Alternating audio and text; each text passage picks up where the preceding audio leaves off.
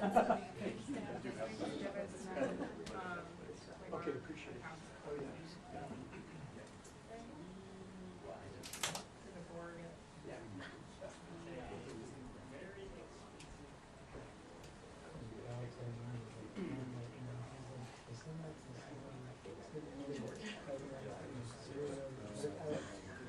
Go.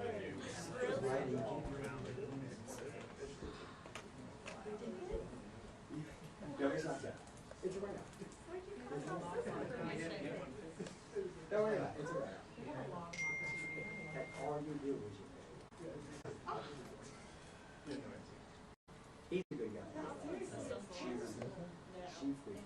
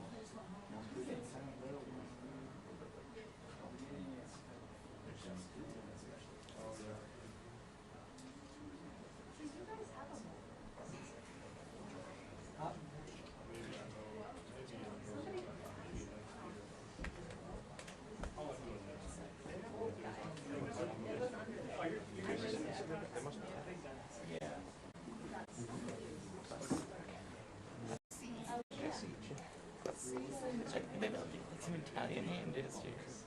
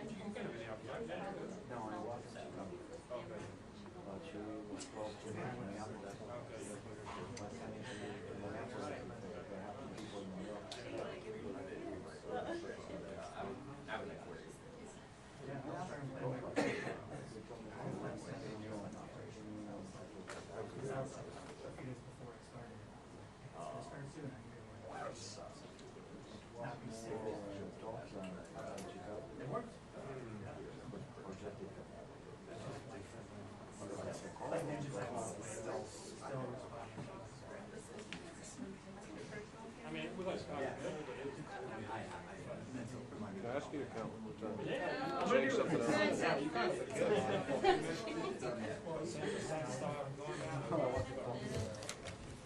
1, 2, 3, 4, 5. Is that one good? Better? Yeah. Want me to do this one? There's 2. Yeah, it's the same. Yeah? Okay, 1, 2, yeah, now 3, 4. Good? Yeah. You fixed it? Yeah. It was hidden. It was like a hidden. Hidden feature? So there's this like physical button to switch from line to everything, and then there's this one. So I put that on mine. And now, I know it's annoying. So it sounds good now? No more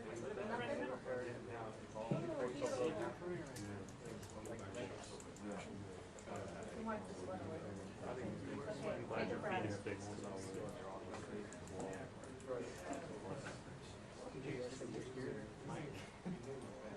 Well, I don't.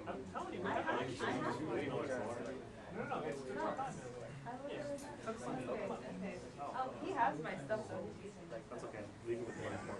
But I can take his stuff. He took my stuff. Here, I can switch back to mine. No. I'm kidding. Candace had extra cable. Yeah, the long one. Remember the one that you had plugged in over there? Yeah, my one. Yeah. Don't switch it yet. Just, oh, don't drop the line.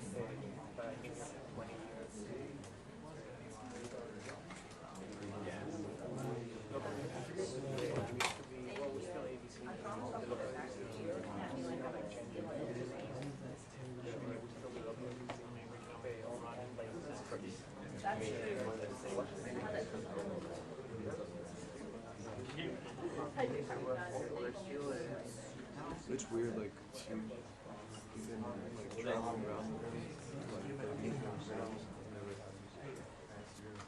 Wow. Mine, because I think you're feeding us a mice, so it has to amplify. so we plugged into a bunch of it's just Like this one. Not so much drama.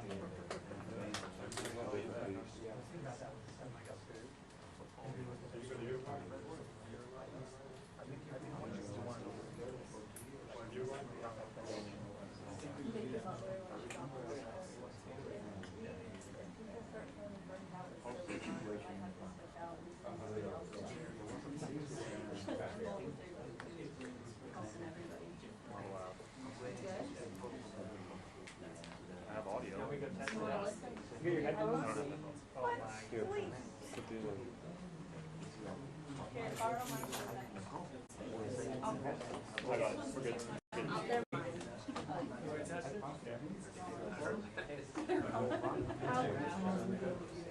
Check, check. Testing, testing. You're good. Good? See, that's how it normally would just work.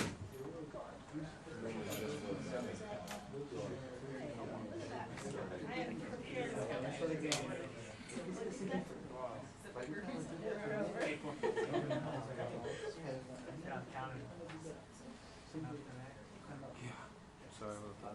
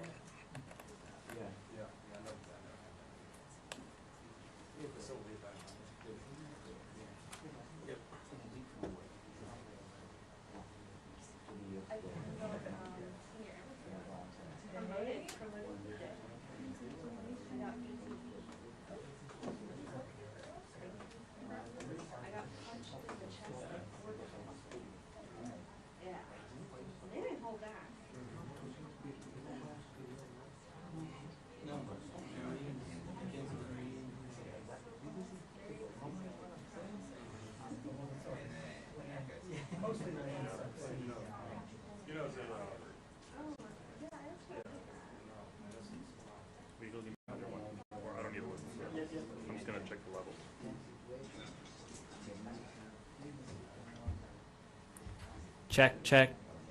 Testing, testing. You good? Keep going. Keep going. 1, 2. Yeah, good. Yep.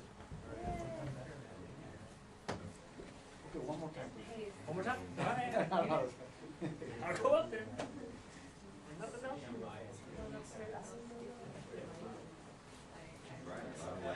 What do you need?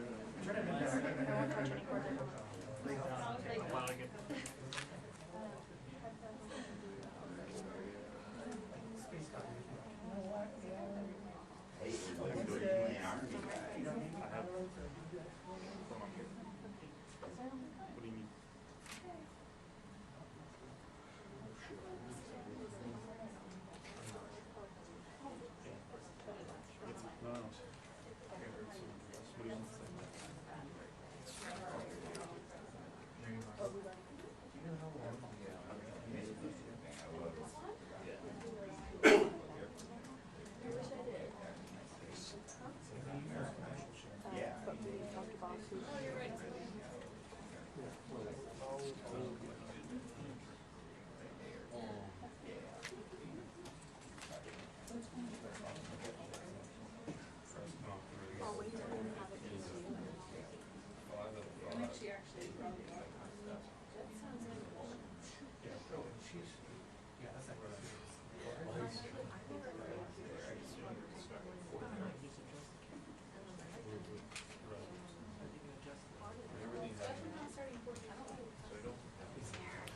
Testing 1 2 3.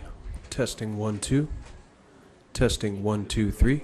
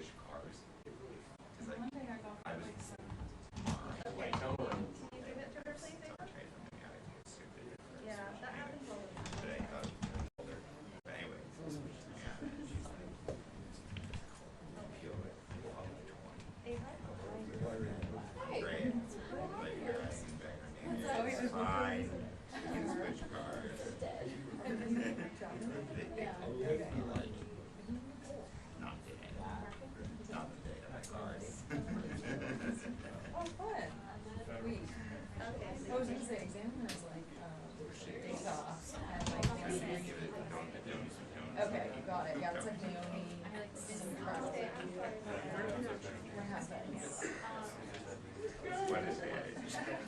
No. Okay. Nice. And like, no, I would kind of like, I'm done.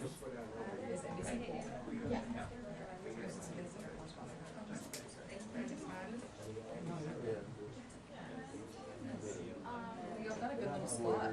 Yeah. I didn't know how many.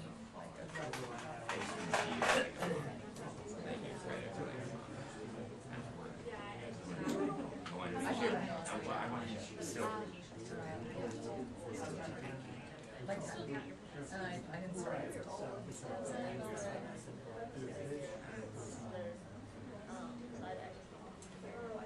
And then the notes got, and I was literally like, yeah, they're. No way. That seems like a more. He's here?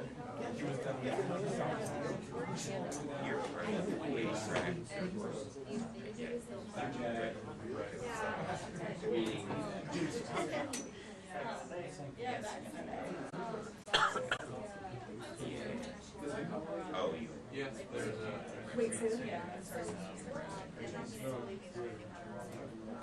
Okay.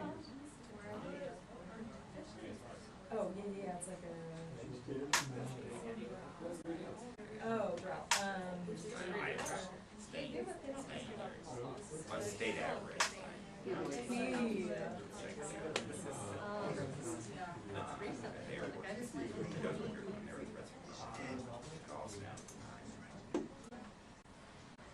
Got up to my hotel room.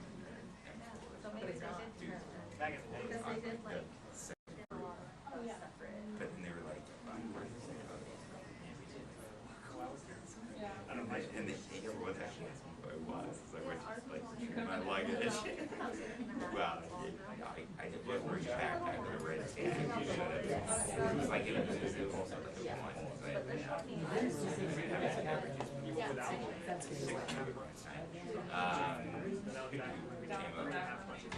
Yeah, just came, stopped over. Yeah, no. It was That sounds about right, but we didn't use it. We did interviews. Which was fun. You know, I mean, yeah,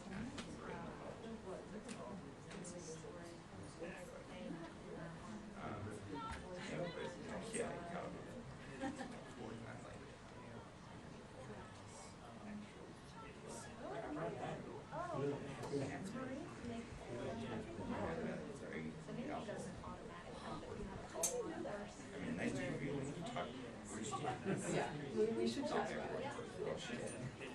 They knew I knew about it.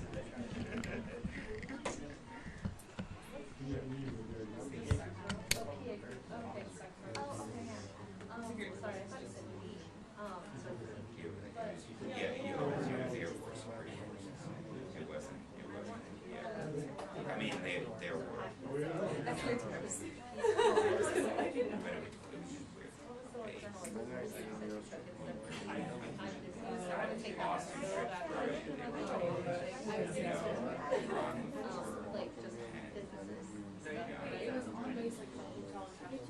Yeah, it was an Air Force Inn.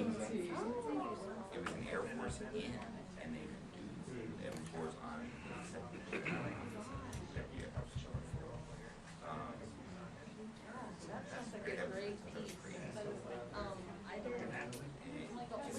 And there was security guarding Air Force Inn outside.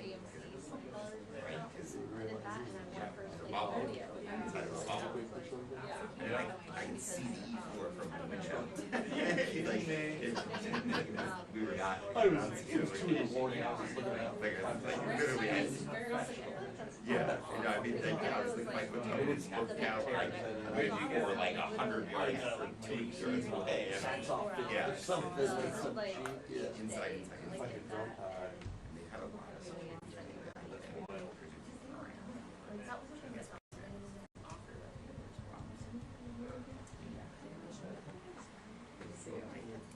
Oh, no, sorry. empty on this whole problem. I think that's normal, but, it was a good time.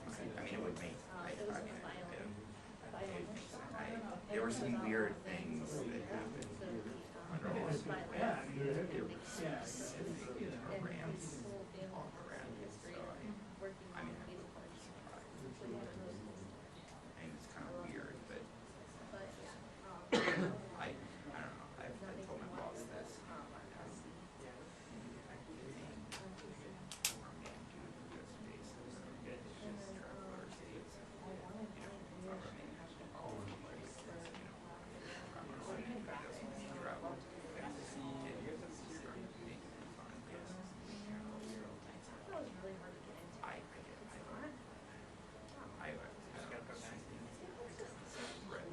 that was really hard to get into. Perspective of I don't feel this. The only time I've ever heard of Syracuse is when I was speaking with Canadian. You get out of the military. Yeah, I'm still used to.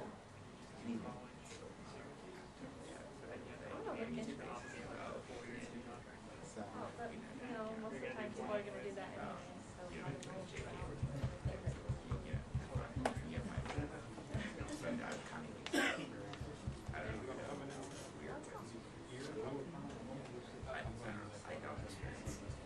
I'm trying to get across is I'm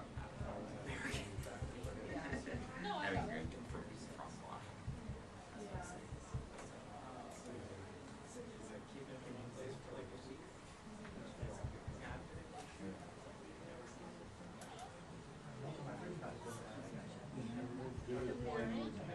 they don't let you. Yeah, that's sad. But I mean, I don't know. I like them. I enjoy the teaching. As long as I can like, still be good. Any better? And then that's why I do Is it any better? instructor. We're gonna come back as an instructor. Can you hear me? Yeah.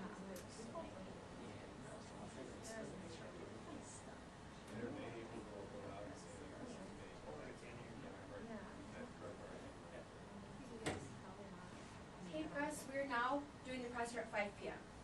So your time. Thank you.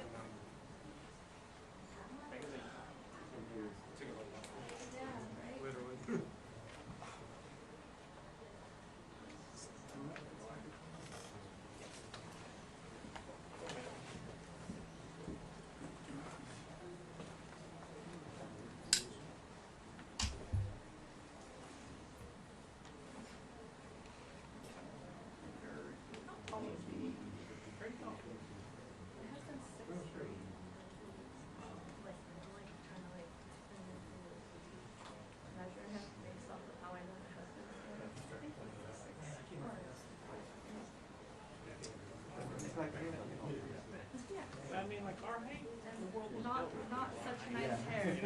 Not such nice hair either. If you're any taller than us. Like when you're on an air, you can tell when you're on an airplane. Yeah. You're sitting there like, oh, it's not bad. The guy next to you is like, All like a pretzel.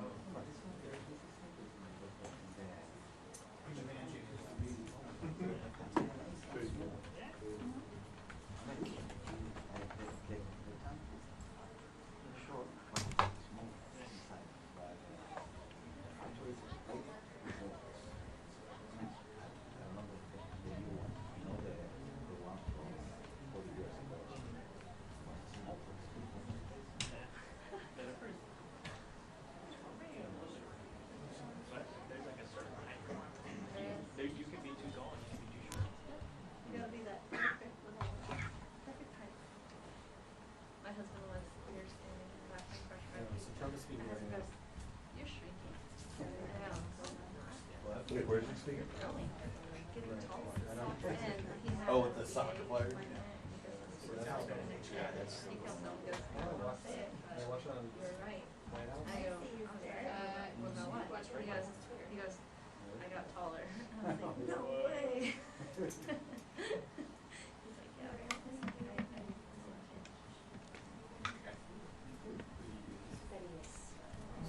You're anticipating that he is answering questions. He does? Alright. Yes. Yes, of course. Okay. Fantastic job on a place called Cuba. Cuba. Right? Little island in the Caribbean. A-Rod came in. Come, Cuba. Hey, do you wanna come up to a little award ceremony? He's got a award ceremony. Thank you, Aaron. Big fan. To me, like I'm told. Yeah. Thank you.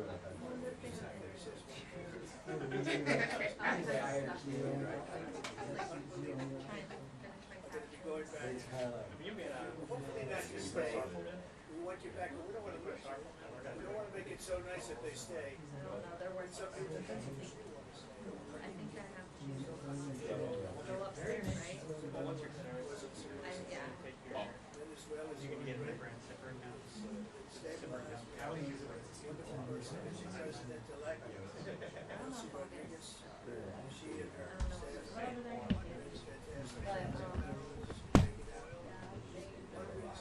Zillions of barrels of oil.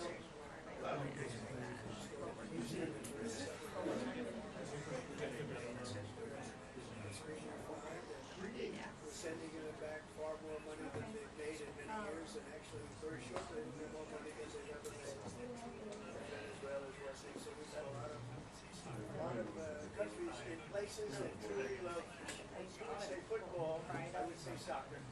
But these are all countries that love football / soccer. And so I think the group likes it. And if you'd like, you could sit, I know I'm a very exciting speaker, but you can sit down if you like, okay? I'm looking at everybody standing, I'm saying, let's see it. We're here to honor these great champions, and we want to take our time, right? So they're up in DC.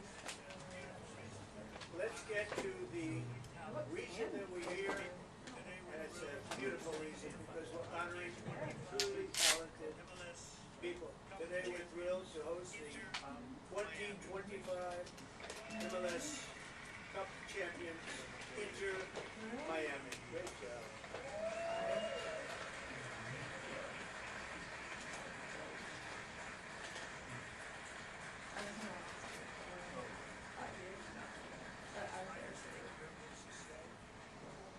And it's my distinct privilege to say what no American president has ever had the chance to say before. Welcome to the White House, Lionel Messi. Lionel Messi is the sunset. Yeah, do you know who's going to be there today? I said, no. I got a lot of things going on. He said, Messi. I said, really? He's a big fan. It's the same guy.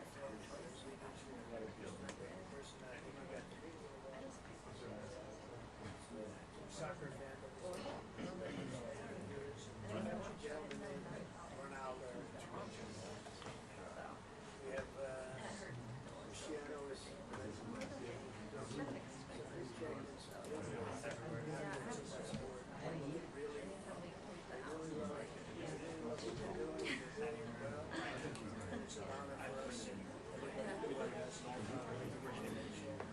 congratulations as well to the co-owners, Jorge, Jose.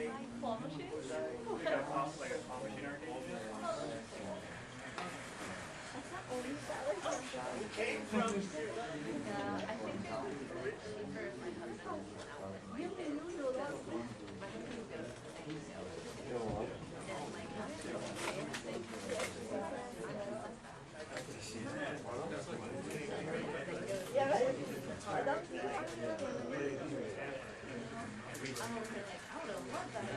I wanted to wait a couple of weeks. Wanted to make a deal so big.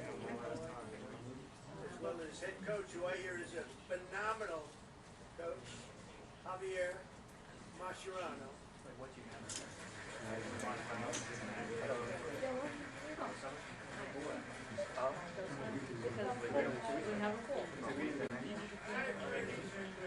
Well, anybody who wins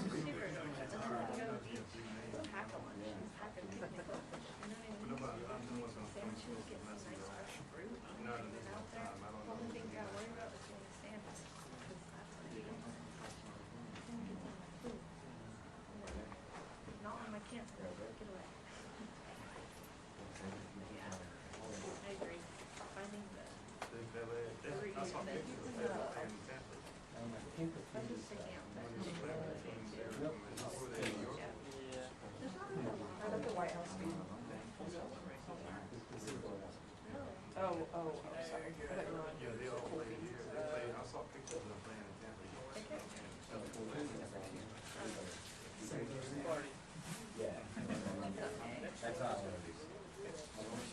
I just need to figure that out because I teach classes some days.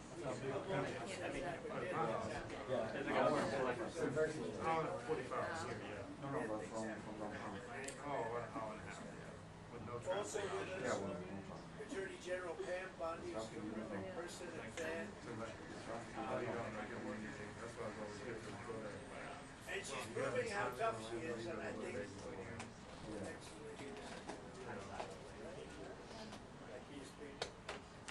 Secretary Scott Bessett, Lori Chavez DeRiva, and Sean Duffy. No, because I did get brought. Thank you, everybody. What a great team. And U.S. Trade Representative to us. They didn't talk about graphics. Neil's unbelievable. Jameson, great. Thank you, Jameson. And our country has never been bigger, better, richer, or stronger than this.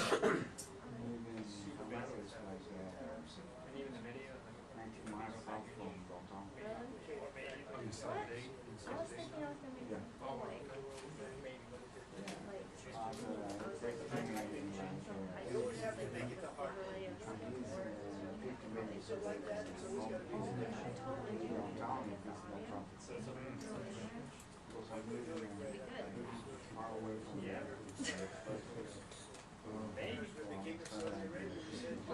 They let me do. So you live in They might make me chill.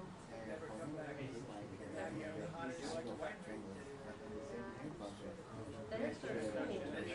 That is sort of so cool. I want to do it like that. 2025 was a record-shattering season. Inter Miami beginning this historic FIFA Club World Cup hosted for the first time right here in the USA. So exciting. I should say It's gotta change.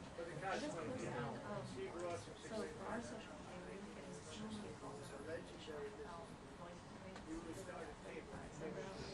Way ahead of I was on E. passed away. But he was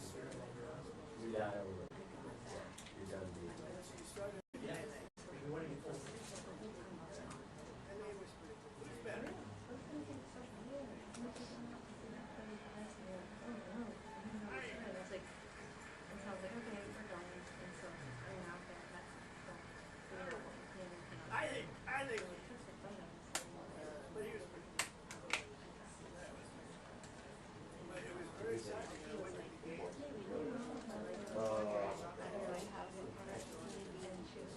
She's from Israel. Yes, she's so sweet. Yeah, Yes, we spelled it very differently, and it's EY, and she's just like EY. Oh, But yeah, we okay. all like it. But yeah, She's it's very why great. they sound the same. Yes. Why there's the extra noise and all this stuff because But I got to she's work been Just like us. yeah, exactly. in the June. And so that's how I It's with toe to toe. Anywhere in the world.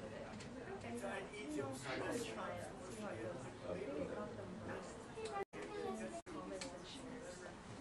Rolling Oscar Mustari. Anytime you top the city, it's not loud. Thanks to William Gold, one of the greatest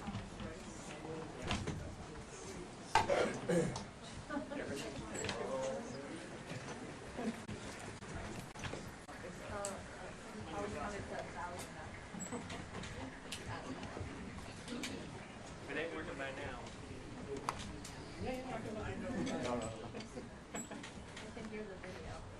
You don't feel so good about yourself standing up. Good looking people. In the 65th minute, Louis gathered the ball around midfield and turned for a midfield goal. Dribbling through the defense, driving past defenders like few people have ever seen before, cutting to his left, hammering home a goal that secured Miami's place in the next round. But no match.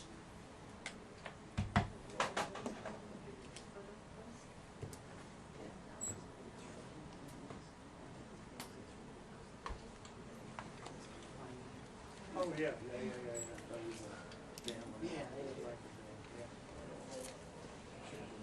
He told me to leave my people.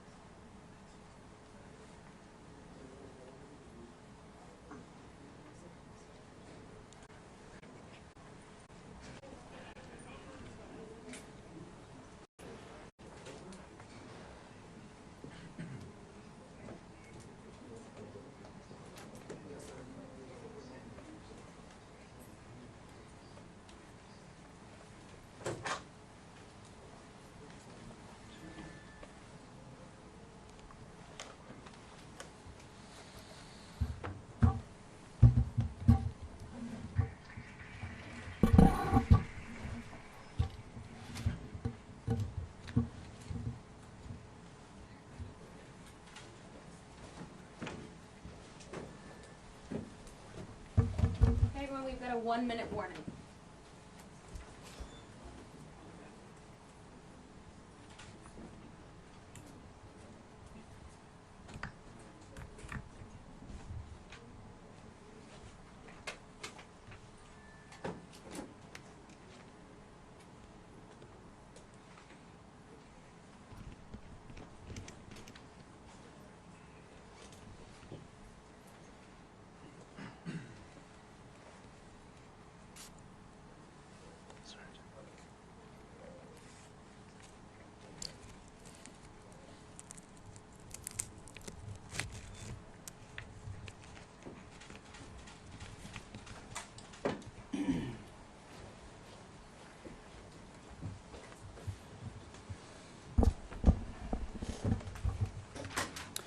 Well, good afternoon. I'm honored to stand right here today alongside one of America's finest, Admiral Brad Cooper, Commander of U.S. Central Command. We just had a chance to spend a couple of hours together, better part of 2 hours, going through the entirety of this operation, Operation Epic Fury. And Admiral, I want to thank you for everything you do and your incredible leadership, for your dynamic thinking, the way you're attacking this problem set on every level.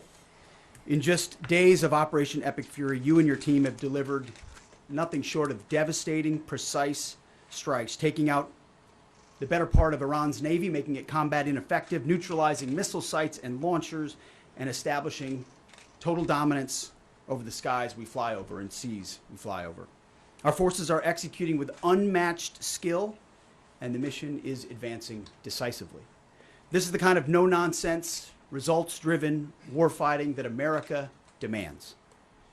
And you're delivering it in spades. You are the man for this moment.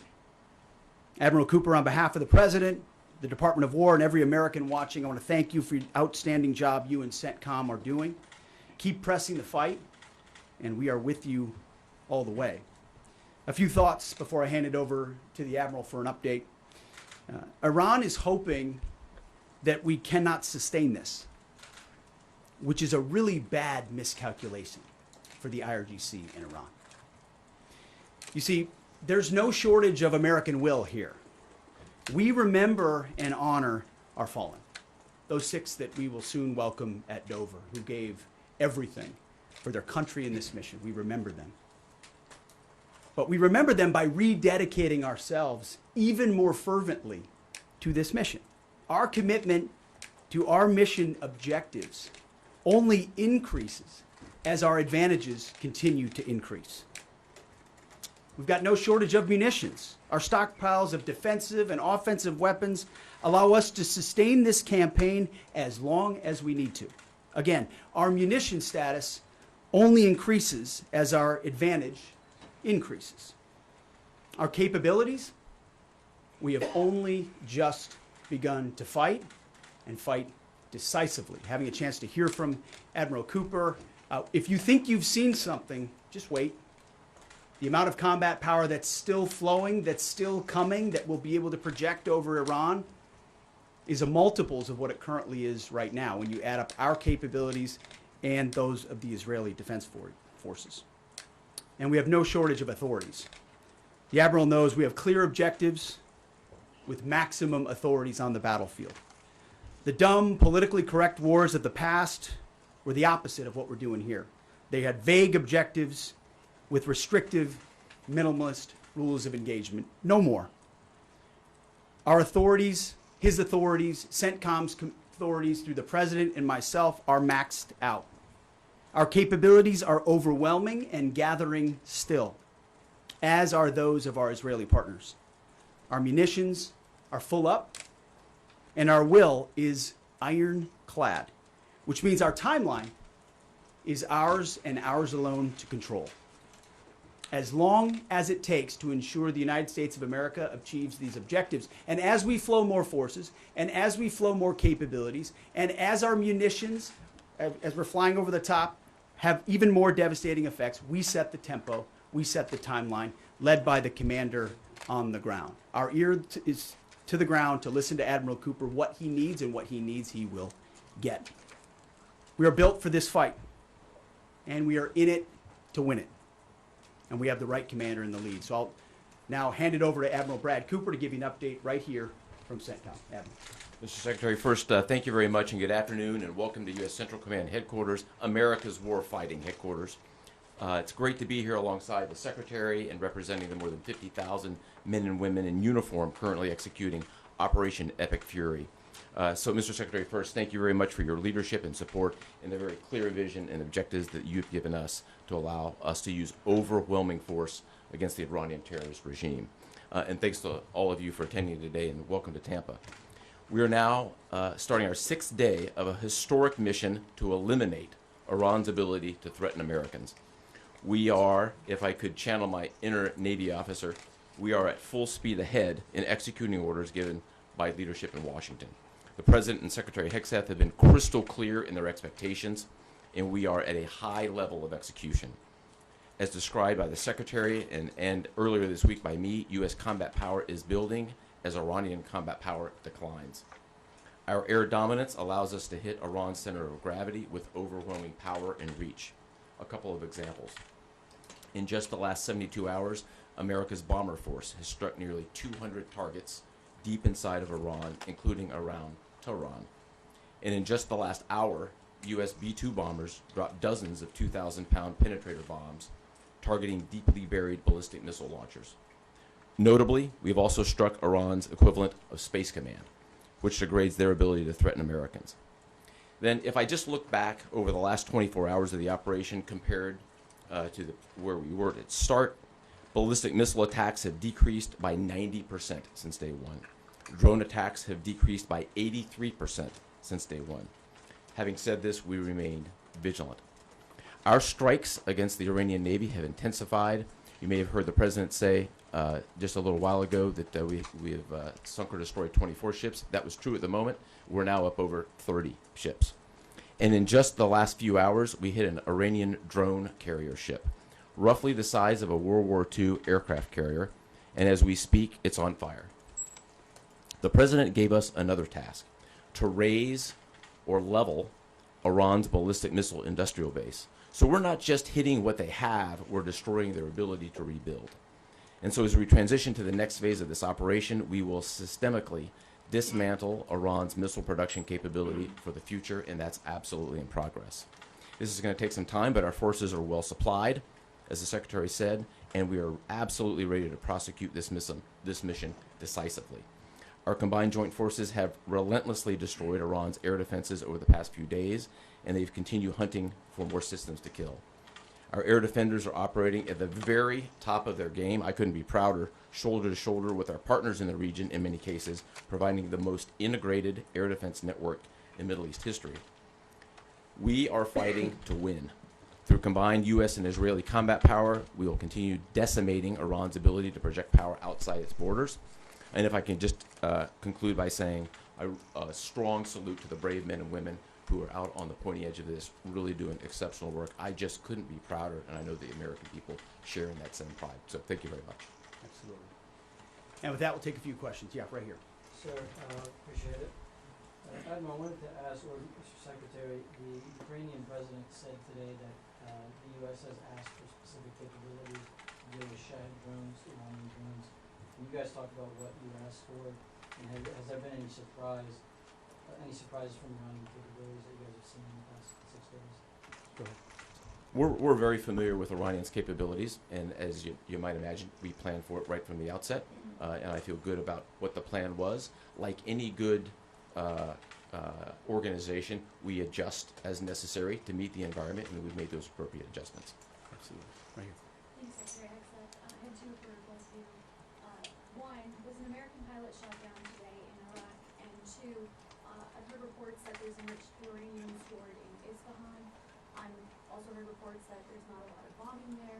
Is that on purpose? Do we believe there's enriched uranium there? And would we ever send special forces to secure it? As CENTCOM pointed out, that those reports of an F-15 being shot down are false. As you can imagine, Iran is doing everything it can to peddle in lies, deception, and inflation of numbers and reality, mostly to propagandize to their own people, right? They've shut down the internet. They're hoping they can convince their own population that they're having success. One thing one of their leaders said recently is that 500 Americans have been killed, they claim. These are lies. The lies will continue. CENTCOM will continue to debunk those lies. So, and as often is the case in conflict, first reports are often wrong. As it pertains to nuclear material and things like that, one of the objectives the President has always said is that Iran will not have a nuclear bomb, nuclear capabilities, but we would never disclose what we will or will not do inside operational plans. So Admiral Cooper's got a plan. We're working that plan, and targets will be struck or not struck according to what we want to achieve. Yeah, right there. Secretary Hegseth, the President said earlier today in an interview that he would like to have a say in who's the next leader of Iran. Is this an expansion of your military objectives? Do you view it that way?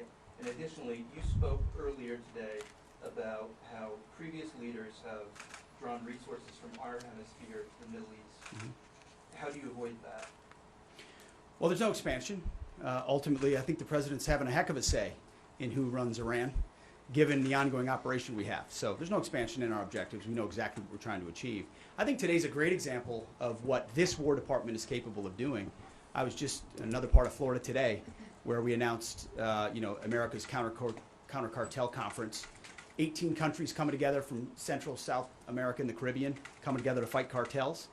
That is something that is ongoing. We're focused there. We're focused in the Indo-Pacific. We can mass combat power in CENTCOM. EUCOM is able to support that as well. So we know we're laser focused on our hemisphere and our homeland. That's why we locked down the border. That's why we're working with partners to take on cartels. That's why we're sinking drug boats. That's why we're on the offense there. But the beautiful things about combatant commands is that, Brad Cooper's laser focused on Central Command, just like Frank Donovan is laser focused on Southern Command. We can do both. That's what a global power can do.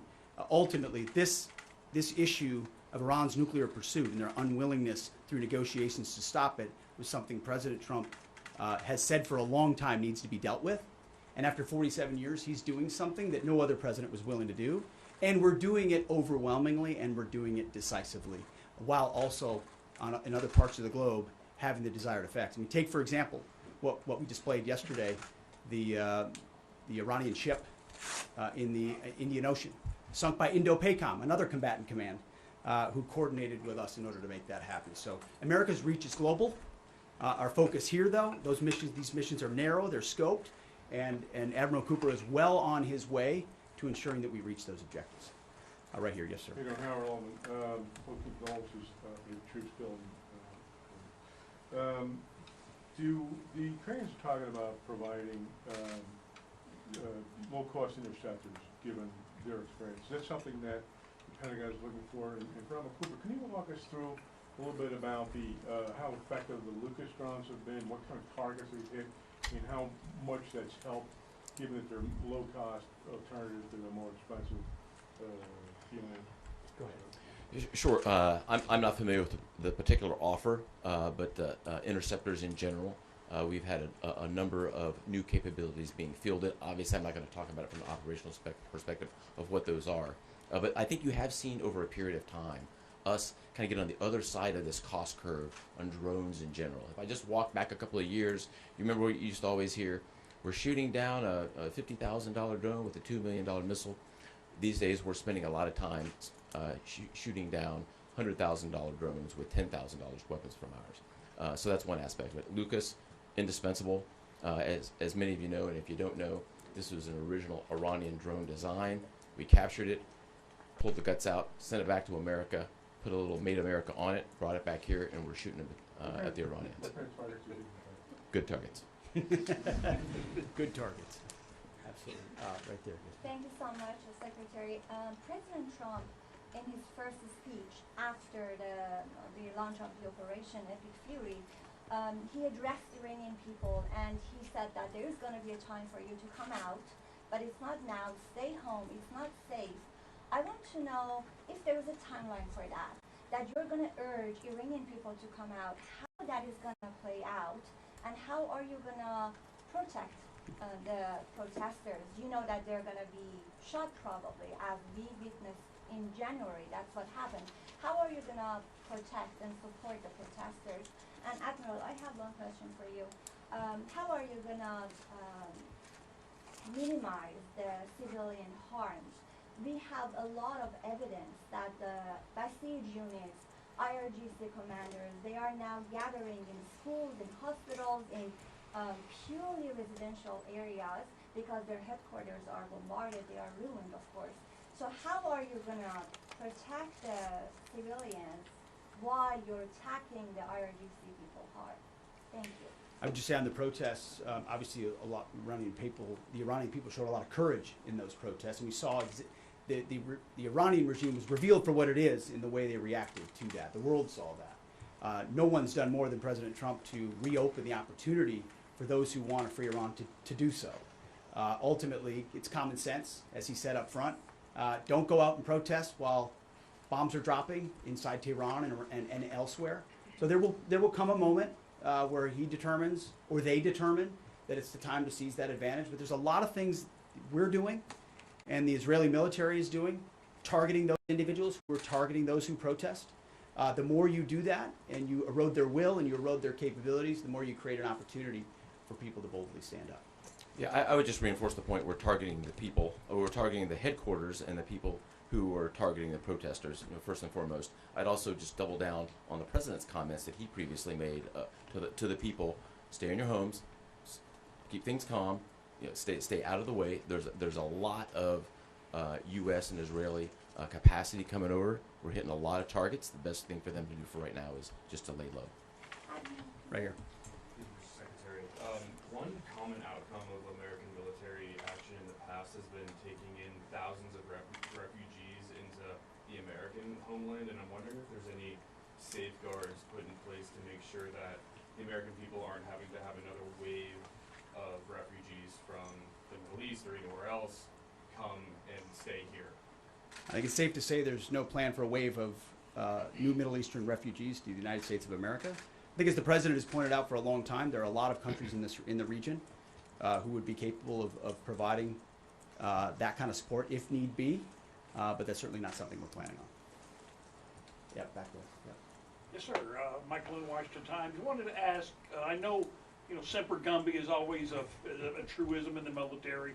Did the British decision to refuse Diego Garcia have any impact on the mission itself? Did you have to adjust, or were you able to just completely, go with the mission without even worrying about that? Well, as the president stated, it was unfortunate that that the Brits didn't, from day one, say, "Hey, go ahead and have access." But we got there. We got there, and that's now part of the way that we're operationalizing bomber runs. And as part of when we say more to come, it's more fighter squadrons, it's more capabilities, it's more defensive capabilities, and it's more bomber pulses more frequently. The amount of firepower over Iran and over Tehran is about to surge dramatically. And part of it is that we're going to have even more basing. And it's not just the UK. We've had other friends step up, and we're grateful for that. Maybe one more right here. Yeah, the Azeri president earlier today basically authorized his Minister of Defense to begin preparing troops for some type of retaliatory action after the airport strike. Has the Department of War and CENTCOM been working on deconflicting with the Azeri if they were to move in or attempt something in retaliation? I'm sure there are plans, and I'll let the Admiral speak to that. But that does allow me to kind of address this idea that the war might be expanding, or there's chaos, and nothing could be further from the truth. If anything, what Iran is doing by targeting allied countries that would otherwise want to stay out of this, they've actually pulled them into the American orbit. So now you've got UAE and Qatar and Bahrain and Saudi and Kuwait and others saying, "Hey, we're with you. We'll shoot with you. We'll fly with you. We'll defend with you. We'll allow you more basing," and other a lot of which we can't talk about and won't talk about. But it's actually firming up the unity of the resistance in order to focus exactly where we need to. So this idea that it's expanding or going, no, it's actually simplifying in a number of ways exactly what we need to achieve and how we'll achieve it. I don't know if you add to that. I won't get ahead of policy in terms of what we might do. What I will point out is this is now the 12th country that Iran has attacked. 12 countries, and it goes right back to the Secretary's point. Those 12 countries are none too happy, and I look forward to working with all the partners who are willing to join us in this. And I would just close by saying, Mr. Secretary, one more question. What is your message to Americans who are concerned about security here at home with the change-up that we're going to see at the Department of Homeland Security? well, I think Christy Nome did an excellent job over there securing our border and keeping us focused on threats, and the President making a change. We all serve at the pleasure of the President. I'm sure Mark Wayne Mullen will do a fantastic job. He's been a friend of mine for a long time. But Christy did a great job setting us up for success. So I don't have any concerns about whether or not the homeland will be covered down on. And I'll just end by saying I wish every American could get a chance to see what we see. I had a chance to go into the control room, into the Tactical Operations Center, go see these young men and women that are doing this, the dedication that they show at every level, the way they've refined their craft. I've talked to a young colonel who's iterating on how we target and how we find and fix different aspects of what the Iranians are trying to do. If they don't know what they're up against. And if they think they've got it solved for, they're wrong. And ultimately, the combination of our ingenuity, the skill, the professionalism, the discipline, and then the sheer weight of the capabilities of the U.S. military, what you're going to see may look routine. It may start to be like, oh, another boat. Oh, another launcher. Oh, another drone facility. What it takes to do this with the precision that we do is world-class. No one else can do it. And it's world-class Americans. Like the ones I saw here, like the ones that are coming home that we're going to greet home, that are the engine of what makes our country great. And so I'm so grateful for folks like those here at CENTCOM, at Central Command, who are under your command. Thank you for your decisive leadership. And all I'll say to you is what I say to them, keep going. Because the President and myself, we have your back. Thank you, Admiral. Appreciate it. Thanks very much. Couple more. Mr. Secretary, how is this operation going to ensure Iran never gets a nuclear weapon? Thank you, Admiral. Hey, thanks so much. Thank you, Admiral. Have a safe flight back. All right, press.